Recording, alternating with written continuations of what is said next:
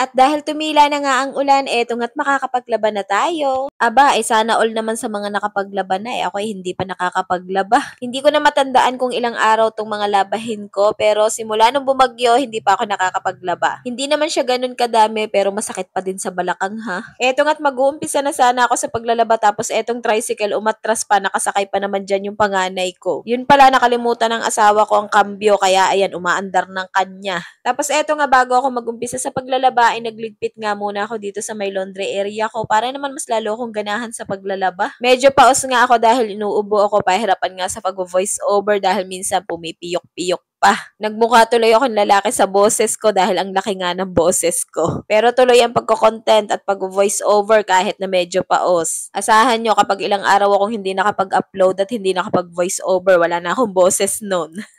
Tapos eto nga, nakapagsalang na ako ng una kong labahin sa washing. Nalaban ko na nga din ang uniform ng mga anak ko. Kinukusot ko kasi ang uniform ng mga anak ko. Hindi ko na nga lang wina-washing dahil kukunti lang naman yan. Pati nga mga medyas nila kinukusot ko dahil kapag wina-washing nasisira. Tapos ayun nga, yung una kong pinaikot, binanlawan ko na nga din. At habang nag-aantay nga ulit ako ng pinapaikot ko, ay naglinis nga muna ako dito sa may dining area namin. Pagkatapos doon sa may dining area, dito naman sa kusina, naghugas na ako ng mga hugasin dahil meron pa nga pala ako mga hugasin dito sa lababo. Yung batang maliit naman, ang panganay ko ang nagbabantay, hindi naman siya umiiyak. Kapag umiiyak, ayun, pupuntahan ko lang, padededehin, tapos patutulugin. Ang ganda nga nitong ginagamit kong panlinis. Hindi ko lang siya sa kusina nagagamit, sa buong bahay talaga. Nakadalawang bili na nga ako nito dahil yung una ko naubos na, kaya ito't bumili ulit ako dahil nagustuhan ko talaga siya. Ang bilis niya kasi makatanggal ng mga stain, kagaya na lang ng mga talsik ng mantika. Pagkatapos ko nga maglinis sa kusina, eto namang mga tiklupin ko ang sinunod ko, at pagkatapos ko magtiklop, tinapos ko na nga itong paglalaba ko. Kahit naman umuulan, naglalaba ako dahil dito ko lang naman isinasampay sa loob ang mga labahin ko. Kaya lang kapag malakas ang hangin, hindi talaga ako naglalaba. At ayun, pagkatapos maglaba, maglilinis naman ng bahay. Nakakapagod maging nanay dahil napakadami talagang gawain. Pero kahit nakakapagod, hindi talaga ako susuko. Kapag sumuko tayong mga nanay, paano na lang ang bahay? Meron nga pala akong biniling storage box dahil yung mga laruan ng mga anak ko, diyan ko ilalagay. Ang ganda nga nitong nabili ko. Malaki talaga siya at madami ka talagang mailalagay dyan. Pakalat-kalat kasi itong mga laruan ng mga anak ko. Ang iba nga dyan, tinapon ko na dahil pakalat-kalat. Kaya eto, bumili na nga ako ng lagayan ng laruan nila para naman hindi pakalat-kalat at kung saan-saan lang nakalagay. Hindi lang mga laruan, pwede nga din natin yung paglagyan ng mga blanket, pwede ding mga damit. Pagkatapos ko nga magligpit ng mga kalat, nagwalis naman ako para makapag-mop naman ako ng sahig. Eto nga palang ginagamit kong panlinis ng sahig namin. Ako, napakaganda talaga niyan. May mosquito repellent na nga din yan, kaya wala talagang lamok dito sa bahay. Lalagay ko na nga lang ang mga yan sa comment section, baka magustuhan nyo din.